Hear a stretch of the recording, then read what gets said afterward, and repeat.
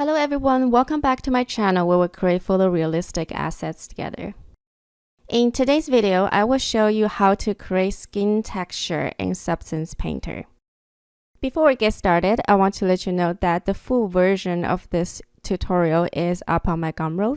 The tutorial is fully narrated, over 2 hours long. That includes the modeling and texturing of the armor, the modeling of the face, and extended version of the texturing of the face. I also uploaded project files as well. If you are interested in checking it out, I will leave the link down below. Let's get into the skin texturing of the face.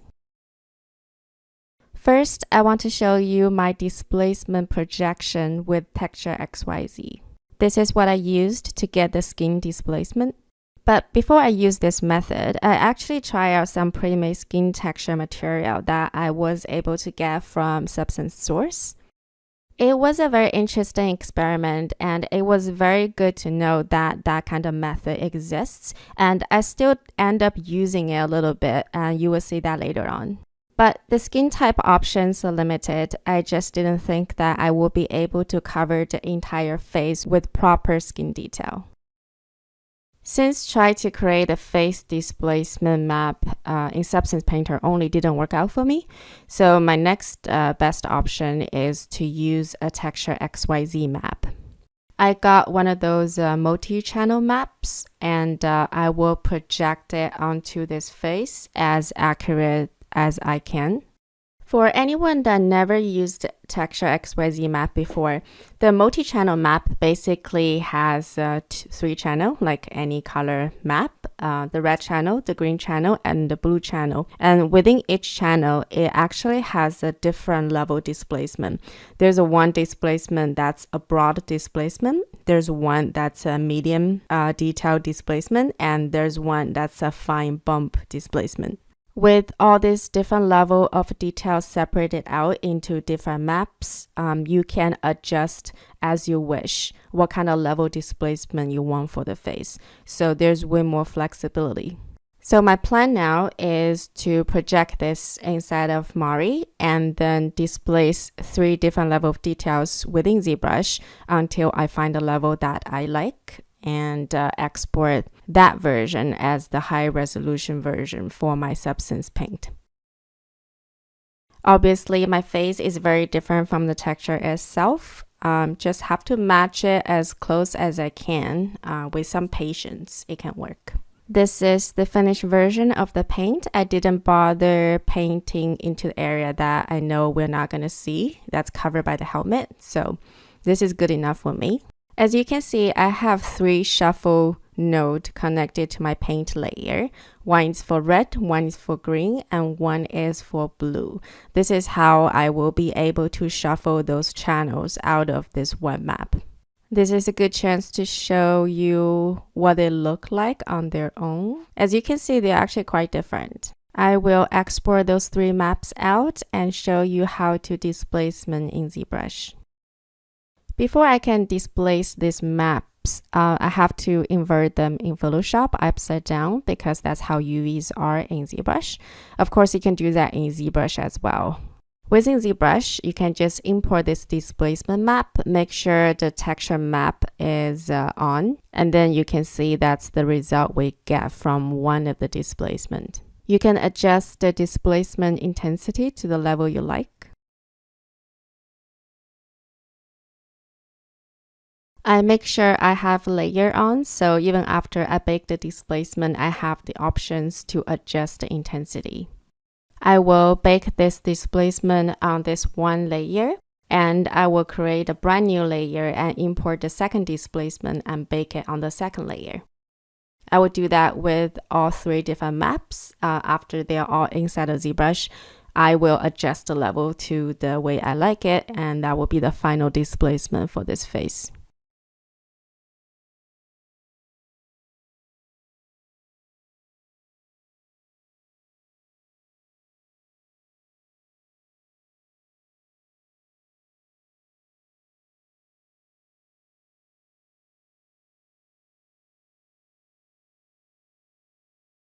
I decided to make her face a little bit bumpier since she's wearing an armor. I assume that she's outside a lot, so she might have bad skin. Actually, I plan to texture her skin not so smooth and perfect. It's a little bit more interesting to texture skin like that. I will export this version of the model as the high res and show you what it looks like after I baked it in Substance Painter. This is what it looks like after the bake. It actually looks pretty good, but I do realize there's a little artifact right underneath the nose. I don't think that has anything to do with the displacement itself. I think I have some UV overlap here, so just gonna quickly fix that. You can probably tell the version I was baking Substance Painter does not have the eye and the lashes. I didn't want to include the eye and the lashes in the bake because I do not want to create weird shadows around the contact area.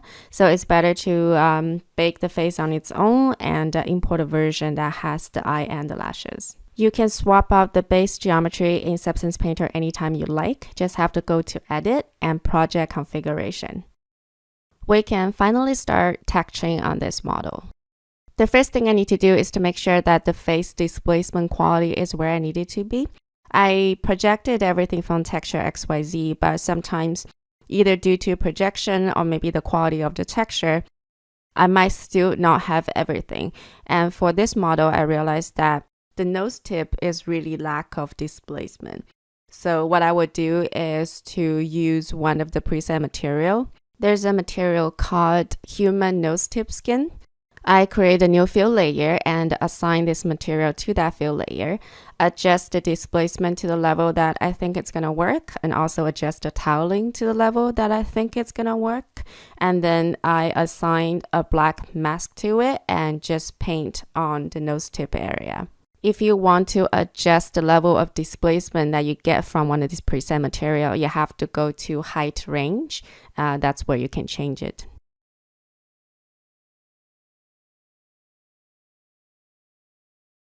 Another area that I noticed the displacement is a little bit lacking for me is the lip area. And fortunately, we have a lip material instead of Substance Painter.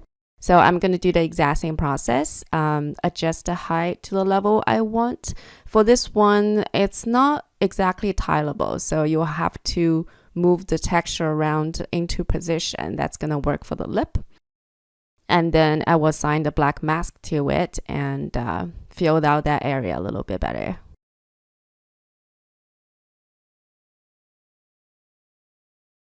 I test out some basic render in iRay just to make sure all the displacement are good at this point.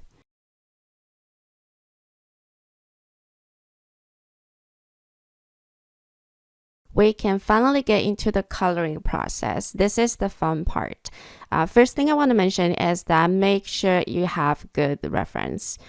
Skin is such a subtle thing, and you need to make sure your reference is high resolution enough where you can actually see the details. To be honest, searching for the reference itself is a little bit of a challenge for skin. For this character, I will not give her any makeup, so everything on her face is going to be the natural skin color. So for reference-wise, I was searching for girls without makeup. But still, photos on the internet are just not great. I found some stuff that was usable, but most of the things are so photoshopped and it just looks super flat. Because I purchased the texture XYZ for my displacement, it actually came with albedo as well. So I was looking at that one a lot for my reference. So first thing I'm doing here is add a base tone color with a fill layer. Any of these colors is completely flat. There's no texture in it. The second layer I create is a redness layer. Since besides this brownish yellow tone, the next biggest color on the face is redness. So I'm gonna put on the flat red color and put on a black mask and just start to sketching out the area that I think is gonna look reddish. By the way, I'm using the dirt brush and really tone down the opacity and the flow of the brush. I also activated symmetry just to speed up the process. In terms of the distribution of the color of the face, I highly recommend James Gurney's article about the subject. In general, the center area of the face a little bit redder, and anything that's closer to the bone, you will see more yellow tone and sometimes a colder tone like blue or purple.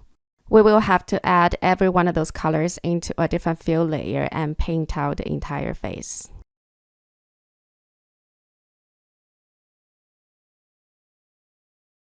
Once I'm happy with the reddish color distribution, of course, we'll always have to improve it later. The next color I'm going to do is this dark circle around the eye, which I'm going to use a bit darker brown color. I also see this kind of darkness around the nose corner as well. When I say reddish tone and yellowish tone, exactly how red and yellow it is depends on the kind of skin tone you're going for. For this character, I assume she's outdoor a lot. She's going to be a little bit more on the tan side, and also her skin quality is not going to be the most smooth. That is why I'm using this reference where the girl's skin is not looking the best. I find that this type of skin is a little bit more fun to texture, because if the girl is covered in makeup, then everything is just gonna look super airbrushed. For this girl, she really has this dark circle around her eye, and that's what I'm going to replicate.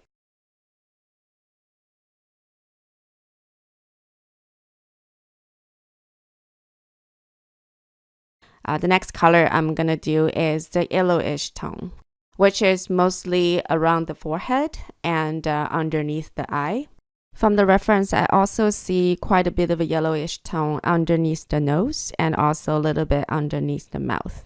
The yellow color is gonna be around some areas that's closer to the bone, so there's less blood flowing through underneath the skin. When the skin is getting really close to the bone, that's when you're gonna see some blue, purple, or even green.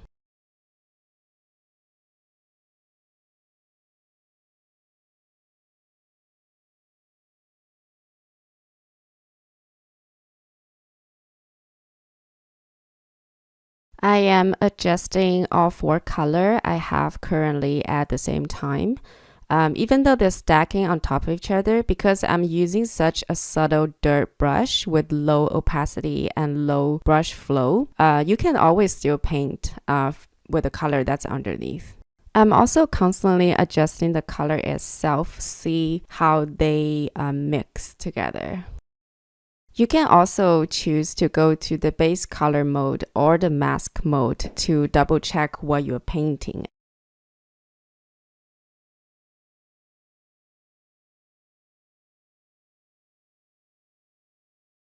The next color I'm going to add is the bluish tone.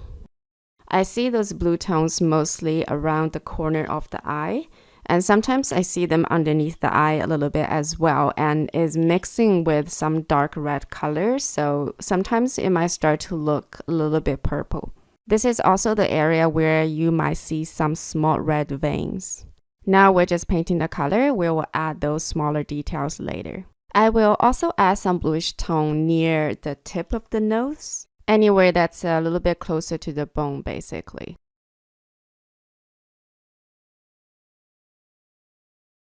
With this reference, I kind of really like how red her nose looks. It looks like somebody that's got some sunburn on the top of the nose, and kind of like that for my character. So I'm going to add another darker tone just for the nose area, and it's going to be a bit red.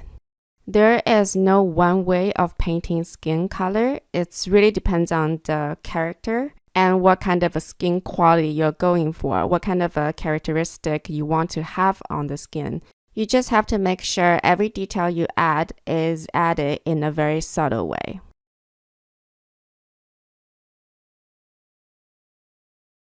All this color painting of the skin is very fun, but we're at a point where we are getting a decent amount of color going on the face.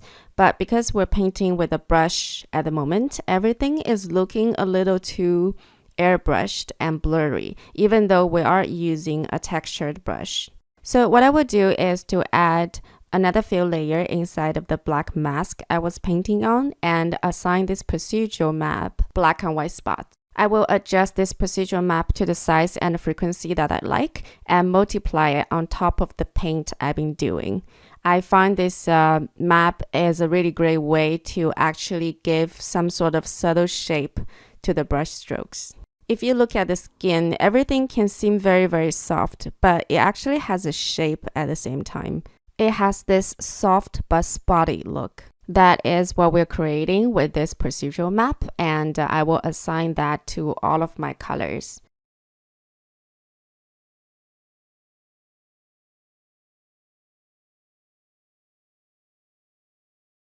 From the reference, we can see some very visible pore detail, especially on top of the cheeks. So what I would do is to use the curvature map that we baked inside of Substance Painter and turn it into a mask. I will create a new fill layer that's a slightly darker red and assign that mask to that layer. Of course, just the curvature mask itself is not enough. We will have to use levels to adjust it to the point that we see the skin detail on top of the cheeks clearly. Even after the level, this mask is a little bit too all over the place, so I'll have to go inside and paint out certain area.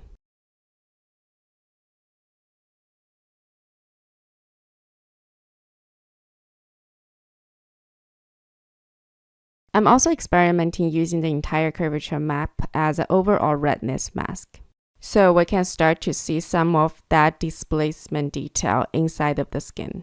Once I'm happy with the level, I will reduce the opacity so it's not too all over the place and too strong.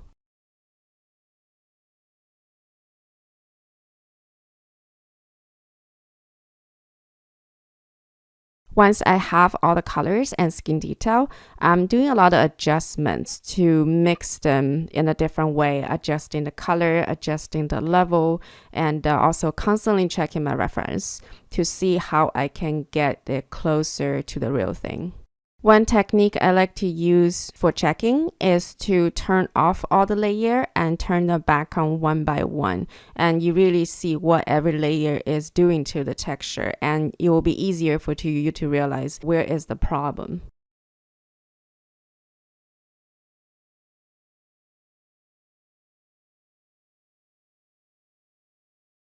I also want to work on the roughness map a little bit more, and our curvature map is come into handy again because for the roughness, inside the pore is going to be rougher than the skin on top.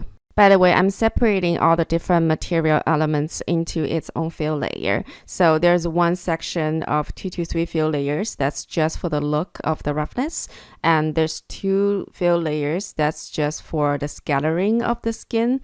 And all the color I've been painting, they only affect color. So for the roughness section, I have one base roughness that controls the entire face, and I have another fill layer on top that's for the shinier area of the face, and another fill layer on top that's for the rougher area of the face. So I can always go into different layers and adjust them as I wish, and I can also paint on material masks for the specific area that I either want it to be shinier or less shiny. For a face, in general, the shinier areas are around the eye and top of the nose and lips.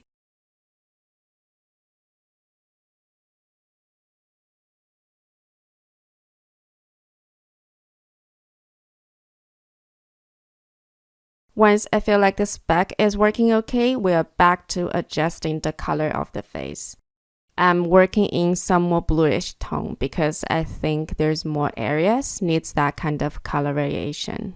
Also constantly adjusting other color as well. This is really a refinement process. I just have to check out all my different references and making sure I'm capturing all the characteristics of the skin.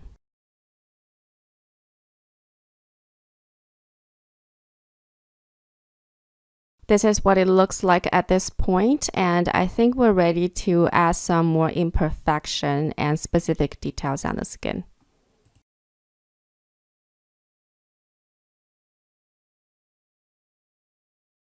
For the imperfection of the skin, I was watching a tutorial that's been published by Substance about texturing a character, and I realized that there are so many very useful material on Substance Source that can help us add imperfection in a very quick way.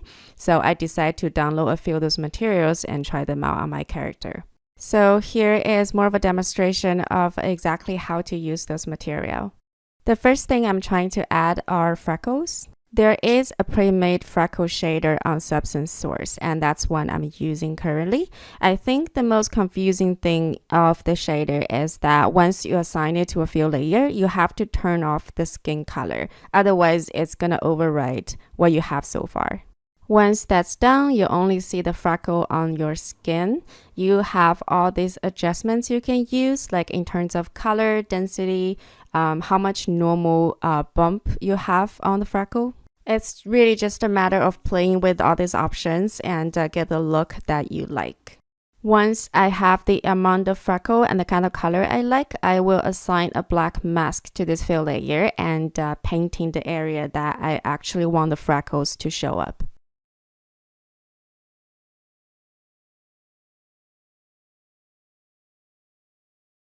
I repeated the same process for all the skin imperfections I have, and I will show you all of them.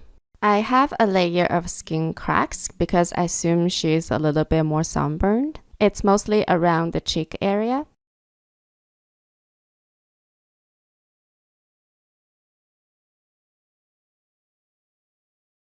I also added some red vein close to also the cheek area and underneath the eye, and also around the corner of the nose. I added 2 different layers of freckles. They kind of have a different color. And I used the freckle material one more time, but this time is more for some kind of reddish discoloration around the face. Last but not least, she needs eyes. I'm just going to be super lazy here. I assigned the Substance eye material to the eyeball shape. This is also a great material where you have a lot of adjustments you can use. And that is the end of the tutorial. I had a lot of fun creating this character, and hopefully this process is helpful for you as well. If you enjoy this content, please like and subscribe, and I will see you in the next one.